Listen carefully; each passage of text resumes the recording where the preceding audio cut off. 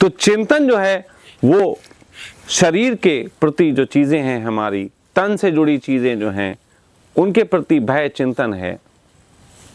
और उनके प्रति जो भय है वो क्यों उठता है, उसकी सार्थकता और व्यर्थता को समझने के लिए मनन है।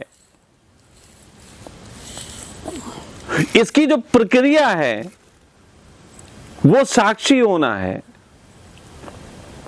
और इनके बाद जो प्रसाद स्वरूप हाथ लगता है वो ध्यान है। आप प्रक्रिया को ही ध्यान मान रहे हैं, आप साक्षी होने को ही ध्यान मान रहे हैं। बहुत बार बैठाल दिया गया ऐसा, साक्षी होना ही ध्यान नहीं। मैं कहूंगा साक्षी को अभी दो तरीके का साक्षी होता है, उसको भी समझ लें। अगर साक्षी भी नहीं समझेंगे तो प्रॉब्लम हो जाएगी।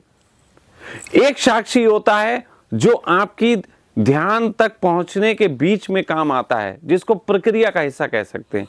चिंतन मनन, चिंतन पहले आपका चिंता आएगी, फिर उस पर जो मनन आएगा, मनन की प्रक्रिया जो मैंने बाहर बताई कि वो मनन की प्रक्रिया पे आप जो हैं वो साक्षी होइए। और मनन की प्रक्रिया से अगर साक्षी होंगे तो उसके बाद आपको एक आनंद घटेगा। आप कहते सोल्यूशन मिल गया, समस्या है सोल्यूशन मिल गया। सोल्यूशन बड़ा आनंद देता है, आप उसको आनंद मान लीजिए, आप उसको ध्यान मान लीजिए। उसके बाद जब सतत ऐसी हजारों प्रक्रियाओं से आप गुजरेंगे तो आप इतने अभ्यस्त हो जाएंगे कि फिर आपको एक और चीज घटेगी जिसको भी साक्षी कहा जाता है। और वो चीज है जिसको बोला गया तथाता, साक्षी की परिणति तथाता।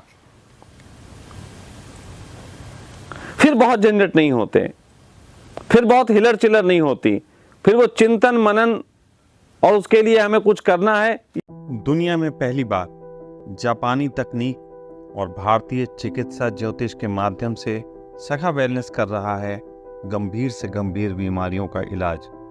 हमारी विशेषता ना कोई दवा, ना ही कोई ऑपरेशन, ना कोई योग, ना प्राणायाम, ना ध्यान, ना ही किसी प्रकार से खान पान का कोई बंधन। जब सब जगह से निराश हो, सखा वेलनेस।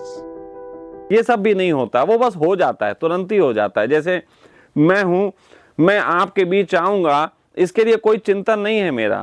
मैं तो बैठा हुआ अपना देख रहा था, अपना काम कर रहा था। उन्होंने बोला कि वहां सब तैयार रखा है स्वामी जी, हमने चलो आ जाते हैं। तो इसके लिए चिंतन, कोई मनन भी नहीं किया, आ गए। अब आप लोग जो भी पूछो शुरुआत से कर देंगे हम। हमें कोई स्वामी जी से पूछो, हम तो इनसे ये भी नहीं पूछते। कभी कभी अगर सामने पड़ जाए तो मैं पूछ लेता, भाई क्या प्रश्न है, कुछ अच्छे हैं कि नहीं है। वो तो बस एक ऐसे समझ लो कि यार कुछ मजा आएगा नहीं आएगा, वरना हम कभी नहीं पूछते कि आपने कौन से प्रश्न। मैं कोई प्रिपरेशन नहीं करता।